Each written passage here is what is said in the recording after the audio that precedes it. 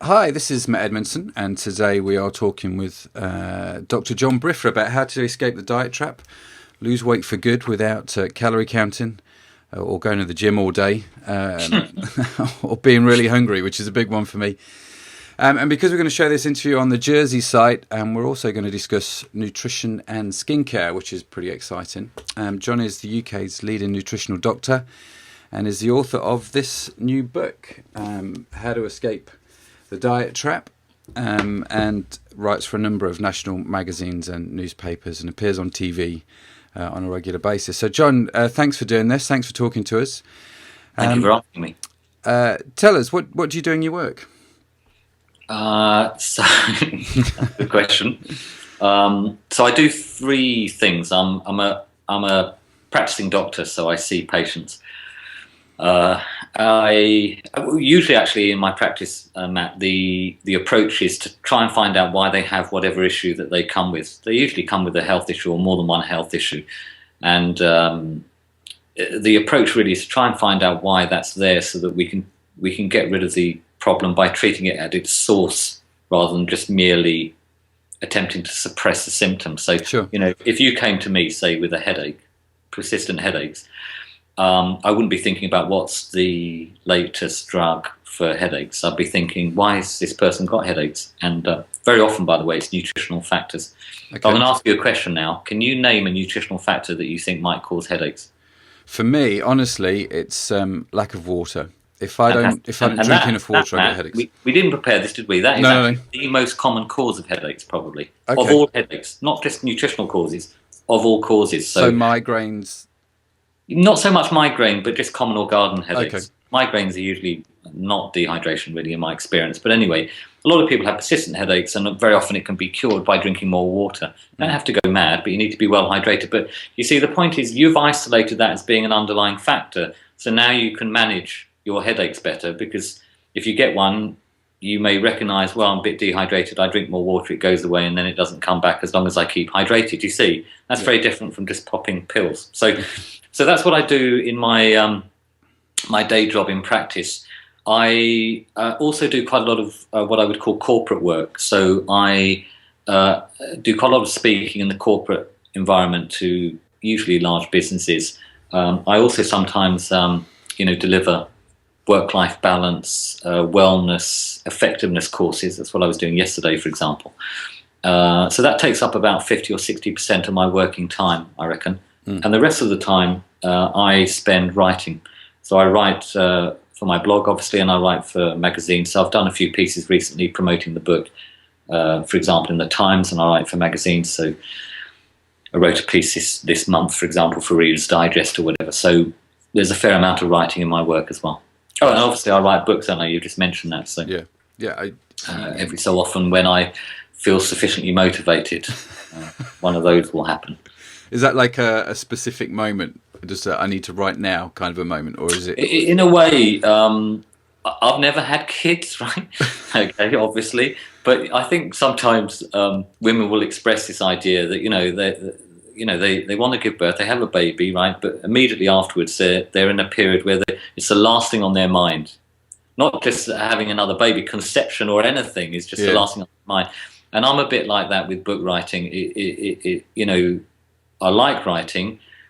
I'm usually very much into the subject matter, of course, and wanting to get that information out there. Once it's happened, I'm like, I just need a bit of time off. So, and then gradually my enthusiasm picks up again. So the analogy for me is very similar to what many women would go through with regard to childbirth. So it's a splurge every now and again. Yeah. Fair play.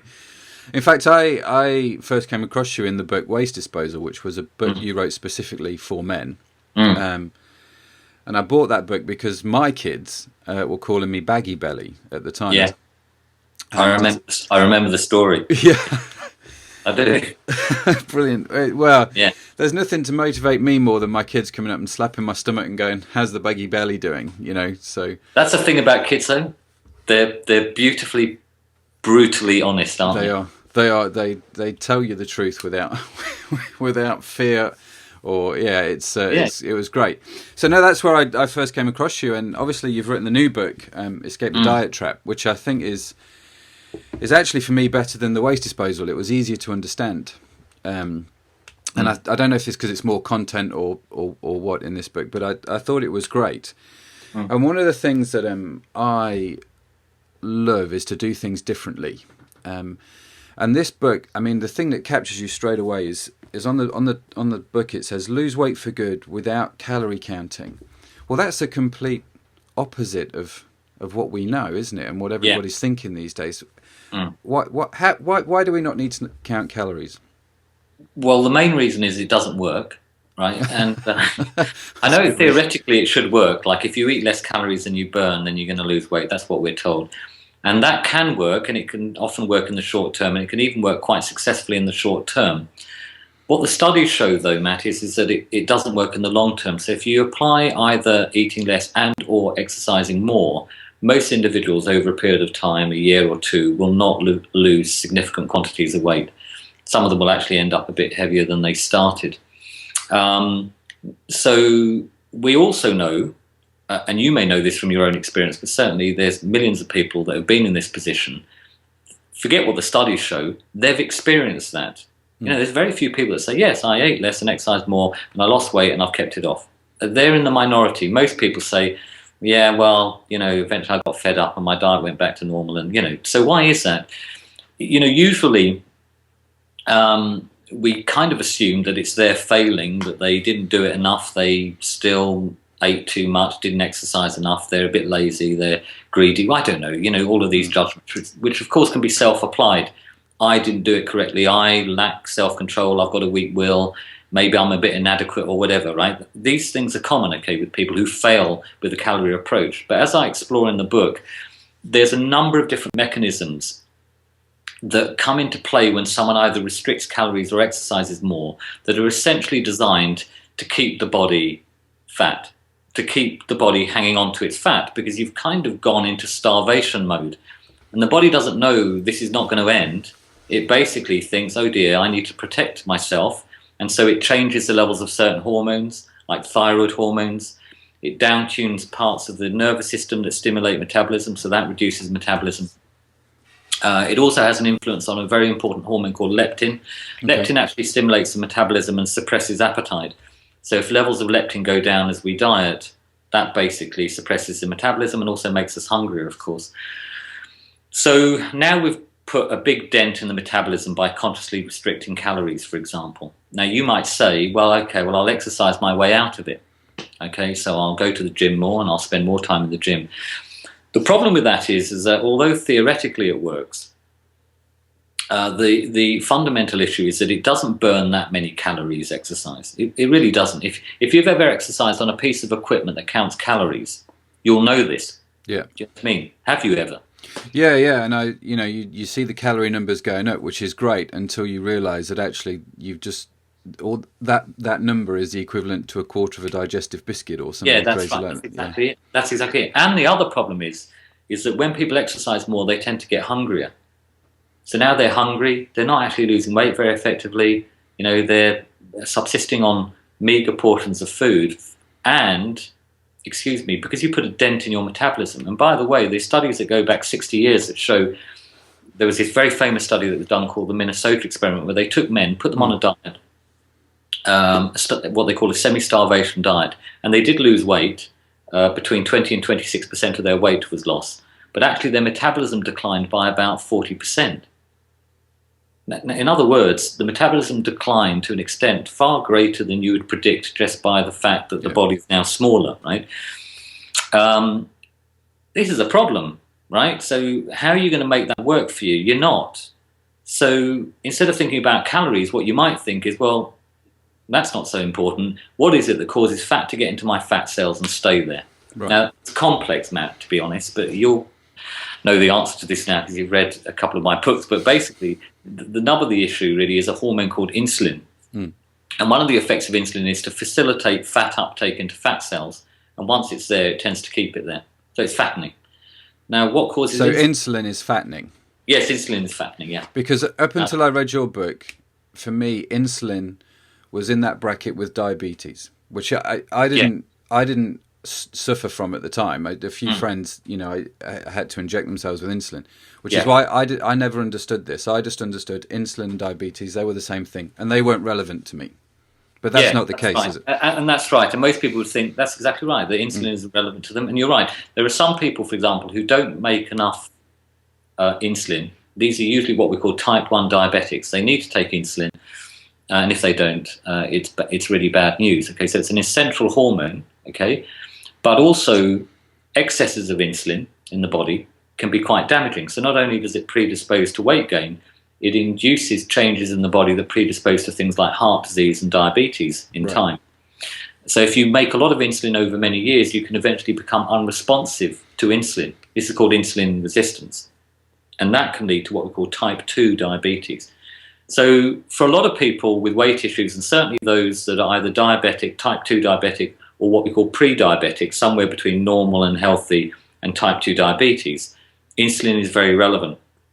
And most individuals, right, in this situation have too much insulin. And the reason that they have too much insulin is because they're usually applying some calorie-based strategy in their head, which basically forces people away from fat, which is very calorific, towards carbohydrate, which contains per gram about half as many calories. So that's why people go with it. Calorie principle does to people. It moves them away from fat, towards the foods that cause most insulin secretion, which is carbohydrate. Now, not just sugary foods, but also starchy foods, bread, potatoes, rice, pasta, breakfast, cereals, those sorts of foods cause, particularly when we eat them in quantity, large amounts of insulin secretion. Therefore, they can be, fattening, despite the fact that they don't contain any fat. Now, the other side of this is that fat doesn't really cause much insulin secretion. So you could drink liquefied butter all day and lose weight. And the fact of the matter is that there is some evidence for that, because there's a study that I quote in the book where they fed people nothing but saline, salt water, into their vein for 3.5 days, and then they monitored fat loss from their fat cells, which was quite brisk. Not surprisingly, they're not eating anything. On another occasion, they did the same experiment, but they gave them fat into their vein, And basically, the changes that they saw in their biochemistry suggesting fat loss were essentially the same. In other words, they were losing fat at about the same rate that they were when they were having nothing, when they're consuming nothing but fat, if that makes sense. So let me get this right. Fat isn't fattening necessarily. That's right. And the low-fat stuff, which is essentially carbohydrates, is fattening. Yes, that's about right, yeah. I mean, it's a sweeping generalisation, but on the whole, this is what we're saying, isn't it? And then we wonder why we're having difficulty. Because in my view, it's not the fact that diets don't work. They don't work, really. But it's not that they don't work. They can't work. They absolutely set people up for failure, really. And it's only the very small minority of people that can make them work. But the message is this. It's not that people generally are not applying the principles as they should be applied. Most people understand what it is to eat less and exercise more. But what that does is induce changes in the body that essentially cause the body to hang on to its fat, And then, with a big dent in your metabolism now, woe betide you if you go back to your original diet, because that weight almost certainly is going to return really quickly, and it will often then rebound to a weight that's a bit heavier, actually, than it started. Now, for example, in that Minnesota experiment that I told you about earlier with those men, when they took them off their diet, which, by the way, they called it semi-starvation, but it was actually 1,600 calories a day. That's not a few. That's not starvation. That's quite a lot of calories. Some diets have less than that. You know what I mean? But anyway, when they let them eat what they wanted, they were what's called hyperphagic. They're really, really hungry, and they're eating massive quantities of calories, sometimes 4,000 calories a day, because they're so hungry, because their body is trying to restore fat again. And by the time they ate normally, Matt, they basically ended up with fat stores 75% higher than when they started. That's a disaster. Yeah. So eat less, exercise more doesn't work. So you're absolutely right about that. It doesn't work. So what works better? Well, I'll tell you what works better. If you get your insulin levels down, right, then you can start losing fat, Now, if you lose fat, where does the fat go? It doesn't evaporate. It can go into your cells, like your muscle cells, and be burned for fuel. Here's the beauty of this, right? You're now basically living off your own fat. You're like a hibernating bear. Now, your body doesn't know where that fat's come from. It doesn't know that you didn't eat it. Right. It doesn't care where it's come from, okay? So don't be too surprised that when you get your diet absolutely right, okay, and you lose fat effectively by getting your insulin levels down, if you're not that hungry. You're energized, you're well fueled, but you're not very hungry. Why not? Because what you're not eating is being supplemented by your belly fat, basically. Yeah. Fantastic. So the key then to losing weight, just to harp on about this point, just to make it really clear, is we get our insulin levels down. To do that, we simply have to eat less of the foods which cause the spikes in insulin, i.e. carbohydrates. Yeah, that's right. So what do we eat then? Well, you need to eat a diet. First of all, one major take-home message is this, is that people really need to forget about calories, in my view, if they're going to do this successfully. Yep. Okay, because if you start thinking about calories again, you're about, I need the low-fat version of this and not eat too much fat. And actually, what the evidence shows is, for a given number of calories, right, high-fat diets are the ones most effective for weight loss. And the important thing there is that, well, although that doesn't make sense maybe half an hour ago, it does make sense when you consider the whole insulin argument, okay? Yep. So basically, if I was going to try and summarize what it is that people, how they need to eat in order to lose weight effectively, I would say this, right? The diet needs to be quite primal. Yep. It needs to be based on foods that have been in the diet for a long time, basically. Not every single food, every single moment of the day, but broadly that. So we need to move away from starchy carbohydrates. I wouldn't even encourage too much fruit because it's sugar, basically, after all. And to keep the diet, though, based on things like meat, fish, eggs, nuts, if they like them, seeds, and a bit of fruit, vegetables, for example, and those be the core foods, right? Now, there are some foods that I think are not primal but can still be okay. Some dairy products, all right. Butter is okay, for example. It's basically a very natural food based on fats that have been in the diet forever. I also think yogurt is quite a good food. Yep. It's relatively protein-rich and fat-rich as long as you're having the full fat form, and it can make a good breakfast for some people. So, for example, if you took a full-fat yogurt like a Greek yogurt or something and put some berries into that and some nuts, that's quite a good breakfast for most people. It's also quick, convenient, and I hardly meet anyone that doesn't like eating it. Yeah, it's very tasty, yeah. Yeah, it's just like, oh, and it's quick, and if people are, getting up at 6 and going to work, they can eat it on the train, or once they get into work, and it's just, it sort of works for people. But at the weekend, you might think, well, I'll have a quick breakfast. So if you wanted to do it really healthily, you'd eat eggs and smoked salmon maybe. If you were not so bothered about processed meats, I'm a bit like that with them, you'd have bacon and eggs and some mushroom and tomato, which is what I ate yesterday morning just before my long day at work. So something like that might be good for someone. When we're looking at lunch, we're looking at things like, for example, a meaty soup, as long as someone eats meat, fishy, if they eat fish and not meat, vegetarian soup, unless someone's vegetarian, or vegan, I don't really advise, and that's because there's nothing in it really. Yeah. I mean, if you eat carrot and coriander soup, there's only carrots and onion and water in it, and that can't sustain you, and that's one of the keys to losing weight. So the other thing, other than just ignoring calories really, and concentrating on eating the right food in terms of its quality rather than quantity, I would say do not allow yourself to get very hungry. And that's because when people get hungry at lunch, they want to eat sandwiches, right? Rather than crayfish and avocado salad or Italian meatball soup. And here's the thing, even if you make the right decision in a hungry state, it's hard. And life doesn't need to be hard, because whatever changes you make need to be sustainable. They just have to be, right? Otherwise, you're just going to do it for 3 weeks and then back to the original. So one of the things that is really important is, in order to help people eat right, they need to maintain their appetite at a reasonable level, right, and not let it run out of control. And what does that mean? Well, it means if you get peckish before a meal, let's say you've had your yogurt and berries and nuts, and now you're starting to get quite peckish because you had that at 7 and it's 11 and you're getting a bit peckish, you need to eat again. Because you don't want to get into a situation where you're now thinking, I need to eat bread, which is what happens to most people at lunch once they get hungry. And let's just be clear, bread is a carbohydrate. Yes, bread is starch. Starch, by the way, is sugar. Yep. Now, I know that is a bit of a shock, maybe, but starch is made of chains of sugar molecules, okay? So it's basically a lot of sugar. So is a bowl of rice. It's a bowl of sugar, really. A bowl of pasta. It's a bowl of sugar, really, in essence. So anyway, if we go for more primal fare, okay, we're having a salad or a meaty soup or something like that. In order to make that easy for people, they may need to snack between their lunch and their breakfast, okay, between those times. So if they need to eat a few nuts at 11 o'clock, that's fine. Yeah. Now, most people think nuts are fattening. The evidence doesn't support that. One of the reasons for that is that they sate the appetite effectively. So you don't need to eat a lot of them to sate the appetite, and you eat less later on, and you certainly will find it easier to eat foods that are not fattening. Do you see? Yeah. And any kind of nut is okay, is it? Yes, any raw or even roasted nuts. But not the salted KP peanuts? For most of your watchers, listeners, salt will not be an issue because very rarely, by the way, will someone listening to this, I suspect, have a blood pressure issue. If they do, or they have a suspicion of high blood pressure, they might need to be careful. Okay.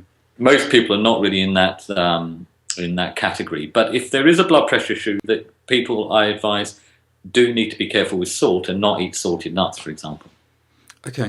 So then they could come on to their, meaty soup or meaty or fishy salad. Okay. And if they get hungry again between lunch and their evening meal, they can eat again. Okay. Yeah. And most people generally go too long between their lunch and their evening meal. They just do, without eating, and then it's they get normally about 6 or 7 hours, isn't it? Yeah, and for a lot of people that I see, right, they have lunch at 12:30 somewhere at work in the city, for example, and then they get their train to God knows where, to Hazelmere, and now it's 8:30, right? Yeah. So now it's like 8 hours or something, and now they're starving hungry. And by the way, not only will that generally cause people to find it very difficult to eat healthily and drink healthily, because that hunger often drives drinking for people. They drink more when they get hungry because it can pick the blood sugar levels up quickly. Yeah. It also makes people irritable very often, all right? So they come through the door, they haven't been there all day, their spouse wants to tell them something about something that's happened, their kids want their attention, and they're just grumpy. And they're grumpy because their focus is not on their families, it's on food, it's on the fridge. They've dropped their blood sugar level, they're at a short fuse, a few Lego bricks in the hallway, and it's a big deal, and stuff happens. So for the sake of not just people's eating habits, but their relationships, I strongly advise people not to come into their evening meals very hungry. Right. And there'll be some people watching this that will recognise this in their spouses, who maybe are out all day, come in. Not in themselves, but they'll recognise it in their spouses. No, they'll recognise it. It's always a friend. Yeah. So again, a few nuts at that point, can just keep people out of a lot of trouble, so then they can sit down to a piece of meat or fish with vegetables, or a stew and some vegetables, or whatever, another salad or whatever, and eat that very comfortably and not be thinking, where's the food, right? They don't need much filling up. They're not very hungry, do you see?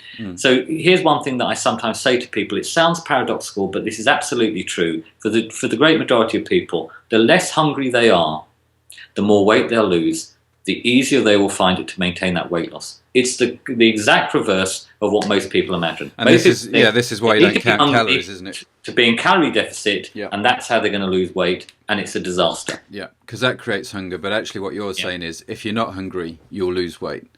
So because that will allow you to eat foods that are generally non-fattening, right? Yeah. So that's a primal sort of diet. Yeah.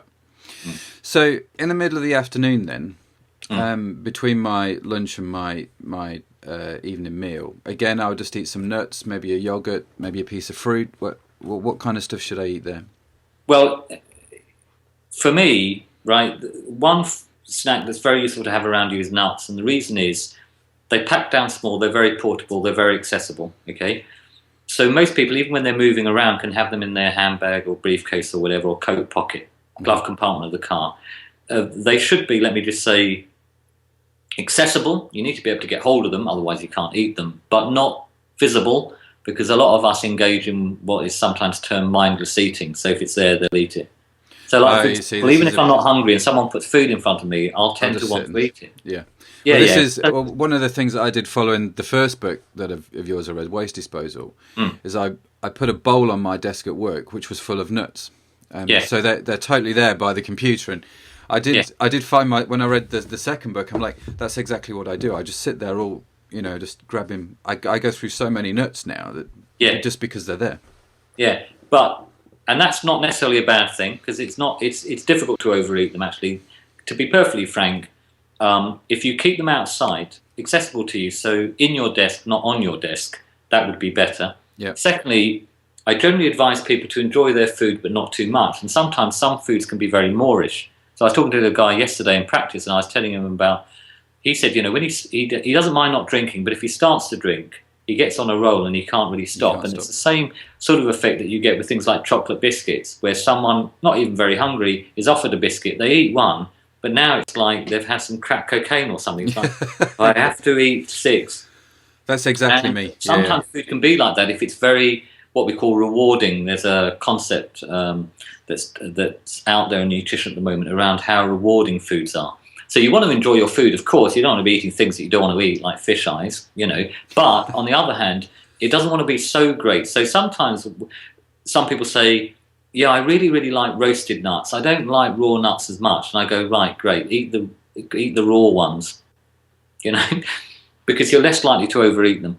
Yeah. It's just not that appealing to you. You're not going to knock yourself out over a few raw almonds, And actually, that's how food should basically be for most of us most of the time. If it's your birthday or wedding anniversary or whatever, go for it. Eat the most rewarding foods you can find. But as a generality, food should be there to be enjoyed, but not too moreish. I mean, one of the things you say in the book, isn't it? There's the 80-20 rule. That 80% of what you eat should be this primal diet, the meats, the fish, the vegetables, and so on and so forth. Yeah. Which gives you a little bit of freedom in your diet. And you don't feel guilty when you have, like last night I had a little bit of dark chocolate, and that's fine. It's totally dark fine. chocolate's fine anyway. But even if you indulged, okay, my attitude to that is that, it really is important to concentrate, as you're saying, on what you eat most of the time, not some of it. That's what allows you to eat healthily, fine, and then it gets to Friday and you decide it's pizza with the kids on a Friday night. And you could actually eat that pizza, okay, and not think, oh, I'm off the rails and that's it. I'm going to go back to my original diet, and then maybe in a few months you'll start again. You don't need to do that. Just make sure after that pizza, on the next morning, for example, you're back straight on it, okay? Because you haven't erred, you've not done anything wrong, you haven't been weak, you've just had a planned diversion from what you normally eat. Now, that planning is quite important, Matt, because one of the mental tools that I've put in the new book that wasn't in the old book, okay, is this idea that when you have an indulgence or a bit of an indiscretion, okay, that you do it in a planned way. In other words, as you approach it and you say, I'm going to eat this, I'm going to enjoy it and whatever, but once I've finished it, that's that till the next time. So let me just tell you from my own life, and I think I might have written this in the book.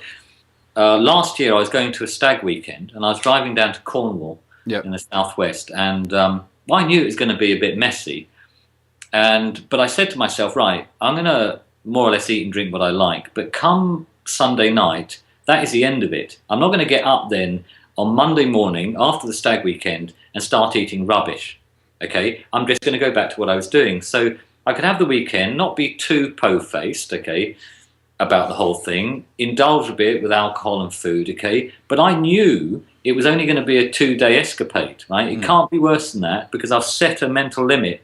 It stops Sunday night. Yep. So when people do that, whether it's a celebratory meal out or they go to some sporting event or it's a stag or hen weekend, then they can generally find it very easy to get off what they're normally eating that's generally healthy, have their indulgence and get straight back on without thinking, I did bad. Right. I've broken it. Because it's not diet, is it? You know that. The way you're eating now, I don't want to put words into your mouth. You don't think, I'm on this diet. You just think, I'm eating a lot more healthy than I did. These are the end results of eating this way. I don't want to go back to that, but I do want to occasionally have my odd treat, right?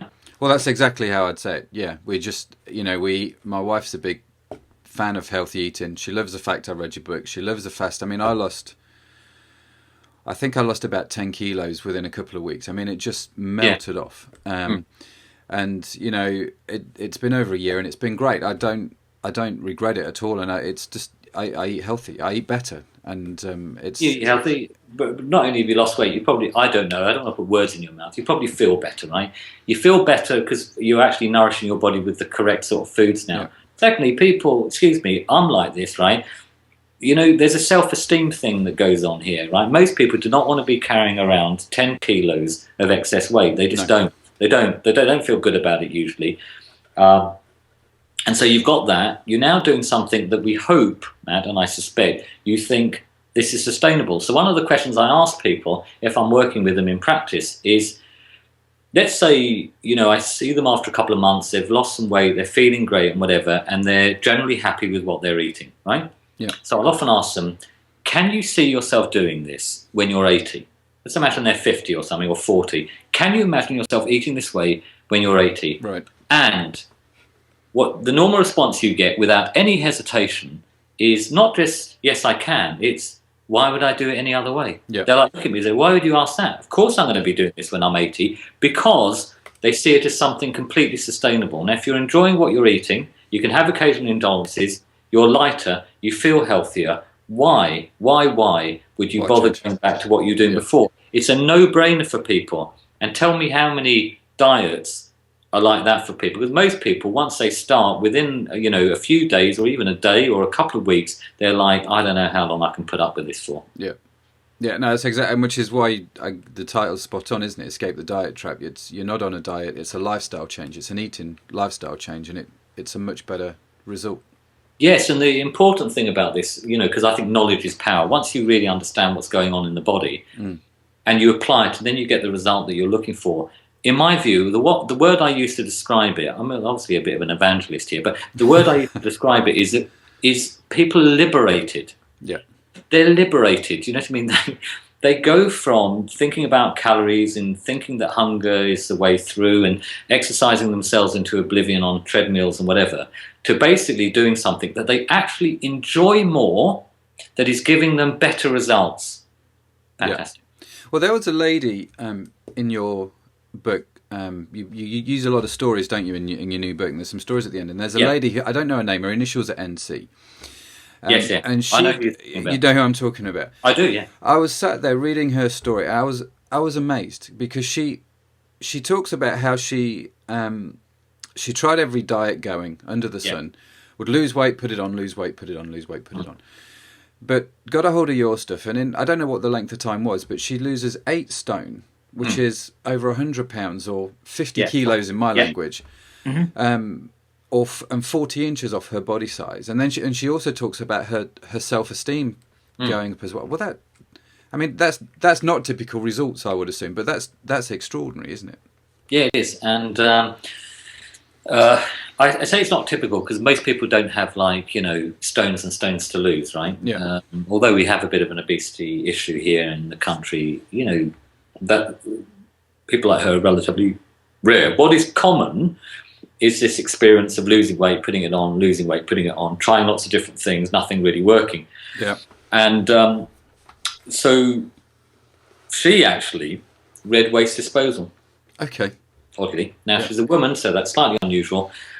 Because Waste Disposal was a book written for men. Let's just make that clear. Specifically for men. Although the approaches are entirely appropriate for women, really. Yeah. But I wrote it for men because, well, what is there out there for us? Well, so if you hadn't have written it for men, I wouldn't have read it because I'd have just thought it was another girl's diet book. And I don't mean that disrespectfully. No, I don't take it. And that's why the book was written, ultimately. It's written because there's a whole bunch of men out there who are a bit disenfranchised and a bit disconnected. But actually, if I may say this, because I know lots of men, I meet a lot in practice and when I'm doing my corporate work, actually are very, excuse the expression, hungry for information. Yeah. They just want to know what the truth is, and then they will do more or less anything.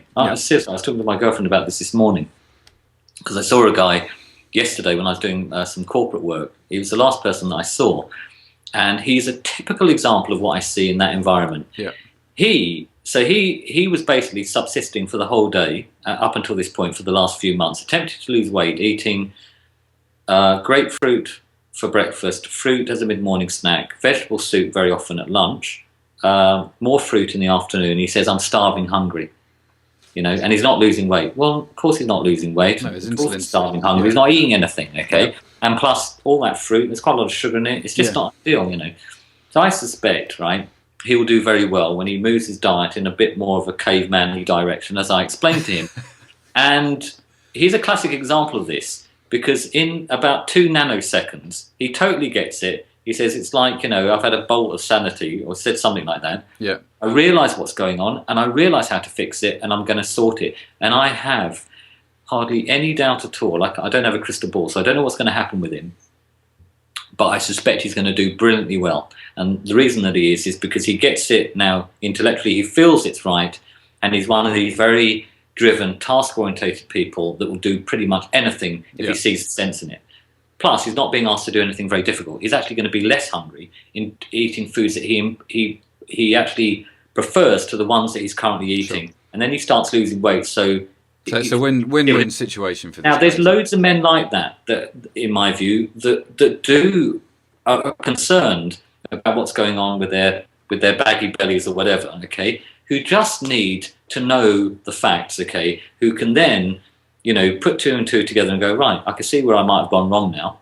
I'll do this and see what happens. And then I don't want to dilute your experience, Matt, but there's loads of people like you, and that's why the book was written. And I seem to have gone off on a tangent. What were we talking about? Oh, we were just talking. Yeah, we were talking about that lady who lost. Okay, NC. Okay, I don't want to name her. Who read your men's book? Yeah, tells me this story. Okay, that she goes into a bookshop. Okay, and she's looking at diet books. Okay, and then she sees mine, The Spine of Mine, right, which says waste disposal on it. Right, picks it up, and then she looks at the front cover, and it says The Ultimate Fat Loss Manual for Men. Right, it's very male. The cover's male. Everything's really male about it. And I said, I'm just intrigued why it is that as a woman you felt drawn to that book. And she goes, I don't know what it was. She said, I just felt drawn to it. She said, the thing that I did, and a lot of people do this if they're in a bookshop, not that people buy books in bookshops anymore. I can't remember the last time I did. Thanks to Amazon. God bless Amazon. But anyway, she picks it up and she starts reading it. And she said, and I'm not saying this to ingratiate myself. She said, when I started reading it, I almost felt like it had been written for me. Like it's written. I started reading. I thought, yes, that's me. Oh, yeah. So do you see? Yeah. And the funny thing is that when I'm writing a book, I usually have an individual in mind, not a specific person. I have a specific type of person in mind. If that, do you know what I mean? For my experiences in practice, could be someone like you. Okay, but what I'm thinking is, if I was going to explain this to someone, if I was going to say, look, here's what's important for you to know, what would I say? And then I just basically write that down. And that's what I think writing should be, really, when it's factual. Just write down what you would say to someone in this situation. So I think that's what she probably connected with. And despite the fact that she's a woman and the book was obviously for men, she went with it. And it really helped her transformation from someone who had been yo-yo dieting with fluctuating weight to someone who had lost a ton of weight in an incredibly sustainable way, right? So she's not thinking, how am I going to keep up with this? Because that's the thing that I really rail against, this idea that people will lose weight and then they have the, very negative experience for most people of putting that weight back on again, often quite quickly, and then losing it and going up. And it's just a joy to me when I see people like her lose a ton of weight and do it completely sustainably. So she's still in this state where she's like, I'm not dieting. I don't struggle with it. I don't obsess about food. I mean, even today, someone left a review on Amazon for Escape the Diet Trap. Female, I think. I can't tell because it said Northern Teacher or something. And basically, the review said something like, it can be really difficult to suddenly find yourself eating foods like butter and not worrying about them. But I think it's a she. She said, I no longer essentially obsess about food or think about food very much and calories and blah, blah, blah. In a couple of weeks, I've lost several kilos. Do you know what I mean? It's like... It's fantastic. It's now sustainable. If you're not... That's the other thing I encourage. I like people to be aware of food, but I don't like them obsessing about it. And looking at nutritional information. Because, if you go into a supermarket, Matt, and you pick up a salmon or a side of beef and some broccoli, you don't worry about nutritional information, do you? Or no. I wouldn't know what it means, to be honest. Yeah. Anyway, that's it. So she's done fantastically, and is also a lovely person. And you know what, Matt? I'm not just saying this, right? When I get emails from people, so I can't remember how we first connected. I assume did you just send me an email or something? I don't know. I sent you, after reading the first book, I had a question, and I sent you an email, and you kindly responded. Well, I actually responded. Yeah.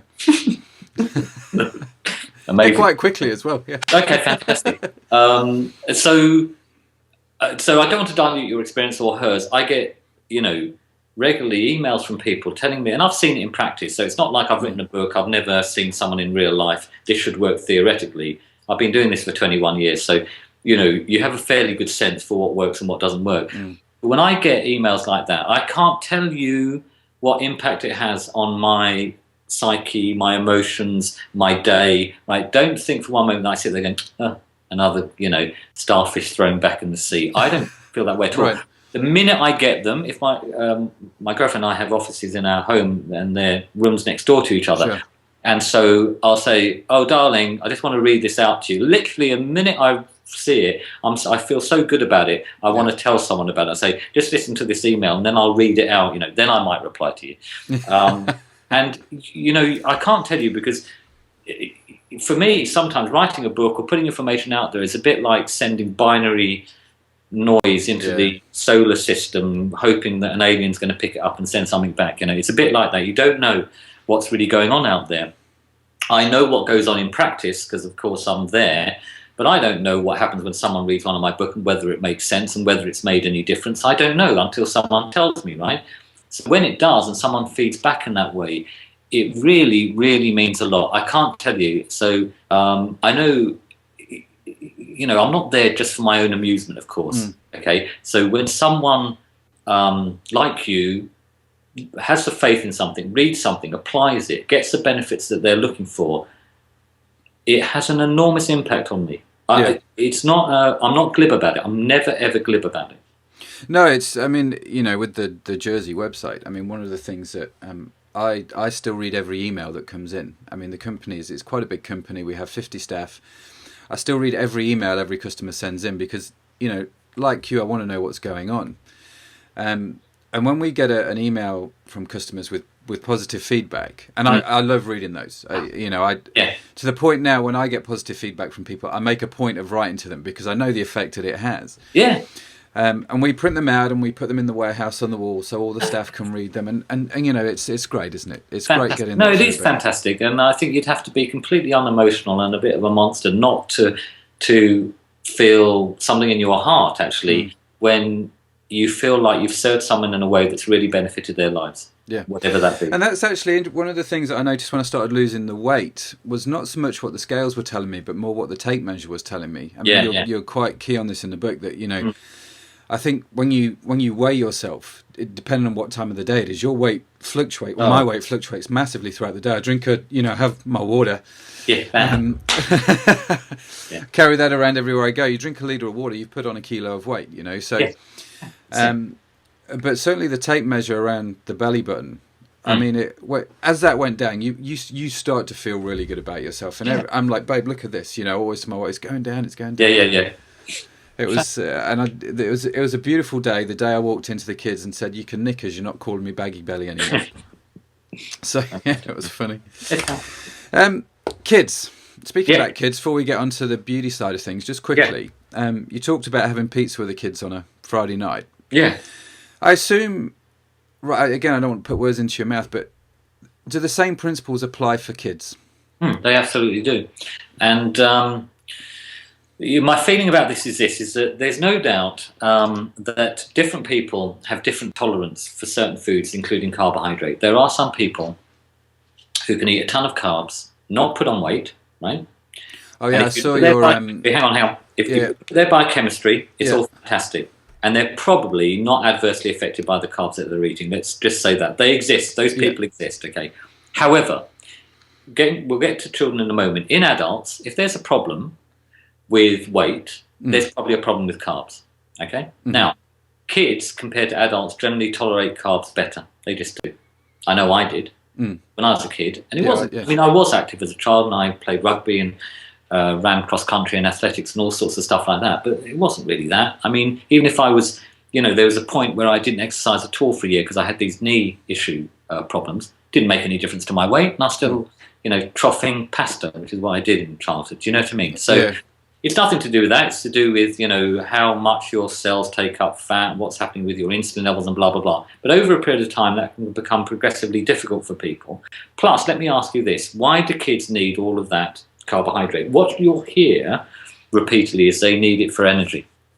Well, actually, the absolute requirement of carbohydrate in the diet is none at all, and that's because you can make it from other foods. Okay, now I'm not encouraging none at all. What I'm saying is that this idea that kids need carbs for energy, like starchy carbs, cereal and bread and whatever, that's just ridiculous. Because, excuse me, let me just remind you, for 2.5 millionaires, right, roughly, we didn't have any of those foods in the diet. So what were all the kids doing then? What, starving, not eating their, I don't know, Cheerios? I mean, it's just ridiculous, okay? So what I say is this, is that kids will get away with more carbohydrate in the diet, including starchy carbohydrates. However, if a child, right, was to sit down to a meal, I don't know, of meat or fish, stew, casserole, something like that, with some vegetables, right, and there's no mound of rice, there's no pile of pasta, there's no 3 slices of bread or whatever, they haven't missed out on anything. They have not missed out on it. What have they missed out on? What have they missed out on there, right, that they couldn't get elsewhere? They've got some carbs in there. There's some, I don't know, tomato in the sauce, or there's some vegetables. What's that? It's not protein and fat, is it, vegetables? It's carb, okay? It's just nutritious, not very blood sugar disruptive carb. Do you see what I mean? A little bit of potato in there might be all right as well. Do you see? And therefore, what I would say is this, is that for me, if you want to feed your child some starchy carbohydrate, go for it. It's not really an issue for most children, okay? However, should the diet emphasize those foods? In my view, no. And if they're not there at a given meal, there's nothing that's being lost, okay? They're not missing out on anything that they can't get more healthily elsewhere. It's as simple as that. So, you know, I'm more relaxed about carbs for kids because they tolerate them better. But, you know, feeding kids, and I don't mean this judgmentally, endless plates of pasta and pesto is not good nutrition. No, will that have an impact on their insulin as well?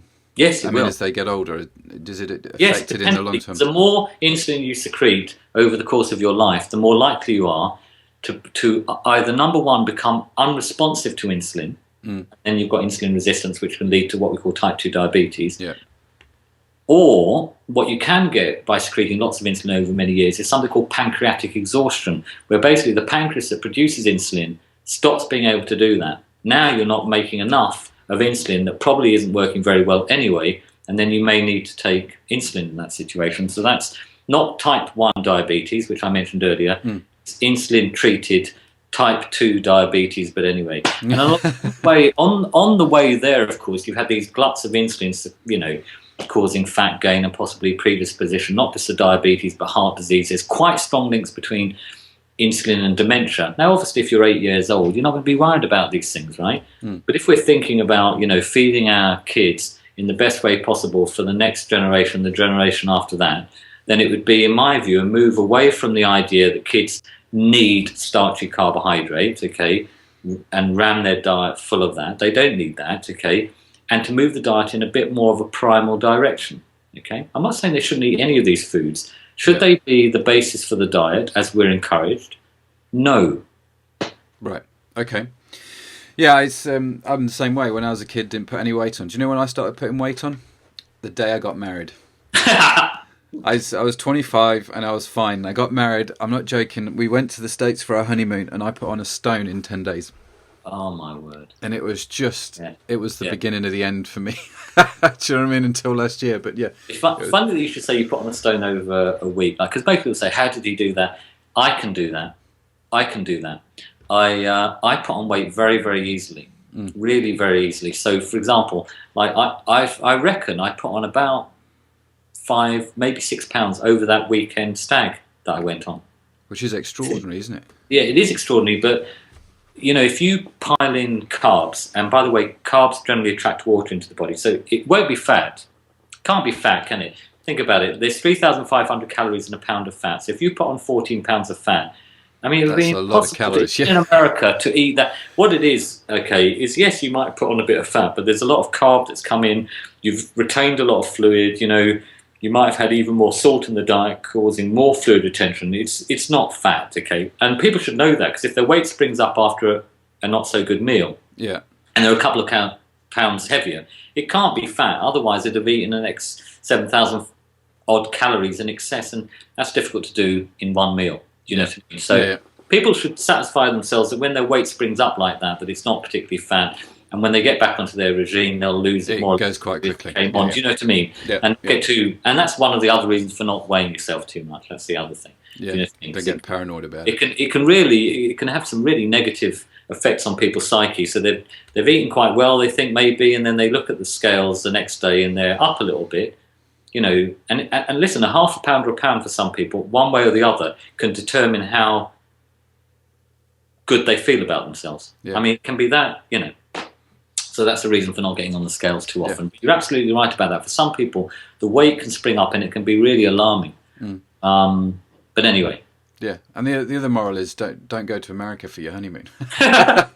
Which part did you go to? North Carolina. I used to live there. Oh, that's probably quite a nice place, actually. Oh, yeah, it's a really nice place. I lived there for a few years, so we went over there for a honeymoon. But yeah, it was a lot of weight.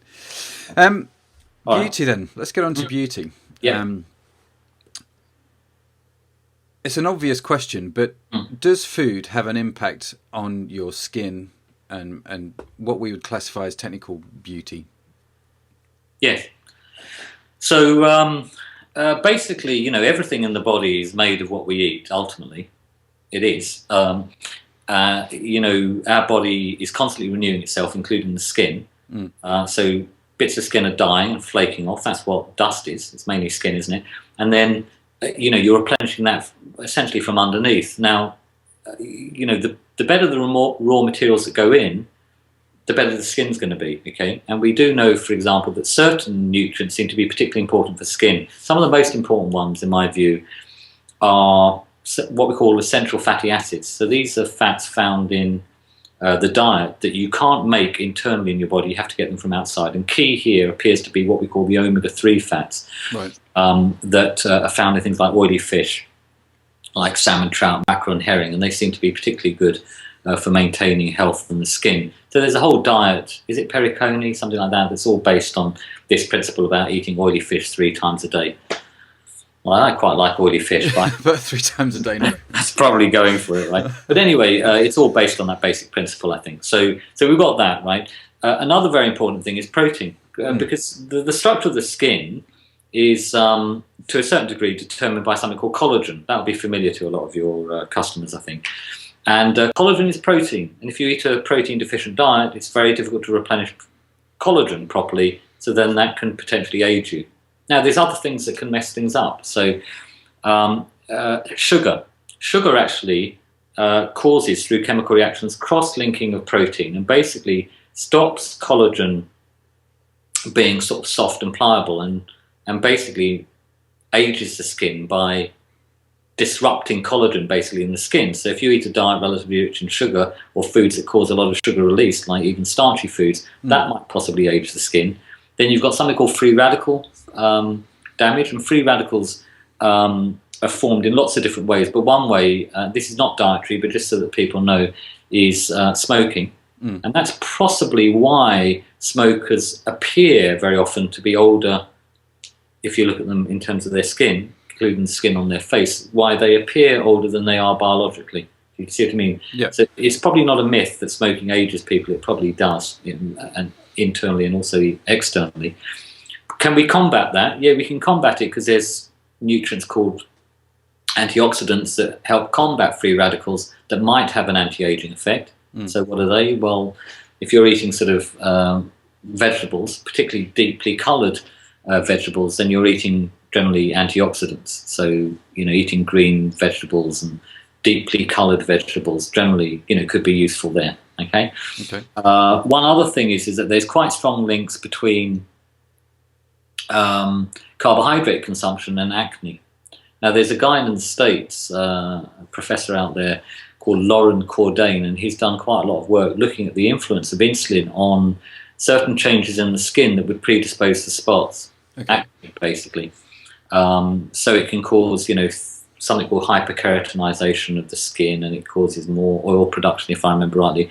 I researched this years ago, so some of the details gone, I'm afraid. But so that's another argument for eating a relatively natural, unprocessed, not very carbohydrate-rich diet, essentially. Hydration, probably important for the skin as well, do you see? So people need to drink enough water to keep their urine relatively pale yellow throughout the course of the day. And if you're doing these things from the inside, okay, and possibly supplementing, of course, from the outside, okay, then you've got two quite potent forces coming together, you know, in order to keep the skin in really good shape. And I think very often what happens, I mean, obviously I'm biased because, you know, my work is in nutrition. Sure. I think the internal stuff is sometimes a bit neglected in that, you know. Yeah, well, it's easy to buy a moisturiser. It's not so easy to change your eating habits, you know. I use skincare products, okay, and I don't have an issue with any of that, do you know what I mean? But, you know, if you're doing that and I suspect most of the people that your customers eat reasonably well, actually. But if you're eating a really rubbish diet and you're putting this stuff in from the outside, don't be too surprised if you're not getting quite the result you're looking for. Do you see? Yeah. If you have the two together, of course, then that's going to be the most powerful way to keep the skin in really good shape and not looking older than it need to. You know? Okay. Well, we've got we put on Facebook that we were talking today, and we had a few questions, and one of them was from Caroline Bryant. She said, "What's the best tip to slow down the skin aging process that's diet related?" And that's pretty much what you're talking about now. It is, yeah. Eat like this. Eat like this, and just keep eating like this. Keep the skin reasonably hydrated. So we look at hydration and stuff in the book, but do you know what I mean? Yeah. And just do those things, okay?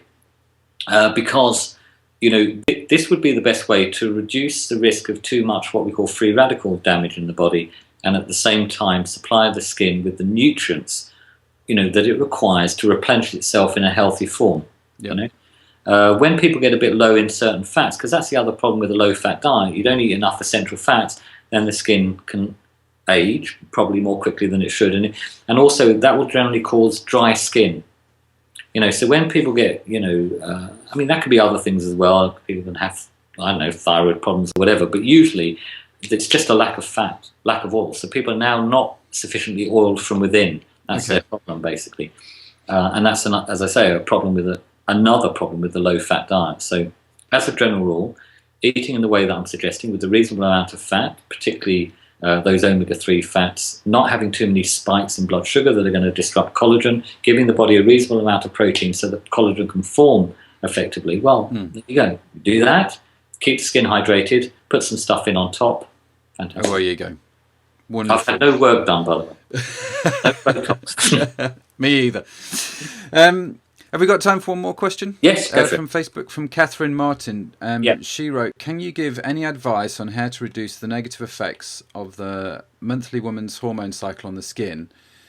What products to use and what foods to eat to avoid to assist in keeping skin fresh looking all month long?" Okay, so first of all, I'm a great believer in diet, and you can do a certain amount with it, but it has its limitations. And tidying up the diet, if it isn't already tidied up in the way that I've just been talking about, will set a sort of base, but it's unlikely to really crack this issue. To crack this issue, there's a couple of things to bear in mind. In the premenstrual phase, right, you get changes in hormones. I know women know this, but you know, changes in hormones that tend to predispose to a variety of problems. Premenstrual symptoms, okay, so possibly mood-related problems, skin breakouts, a bit of fluid retention, that sort of stuff. Ultimately, that appears in a lot of women to be as a result of excesses of a hormone called estrogen, actually, but testosterone might be involved or whatever. Now, there's actually a remedy that women might want to at least look into that helps premenstrual symptoms globally, okay? And I find it very effective in practice. It's called Agnus Castus, so AGNUS-CASTUS, okay, so Agnus Castus. Yeah. And women might want to at least sort of look at that, see whether or not it feels like the right remedy for them. They might even go and consult with a herbal practitioner. But I usually find that one remedy turns out premenstrual problems, including skin breakouts, like a light within about 2 or 3 menstrual cycles. Highly effective, hardly ever fails, in my experience. It's really, really effective.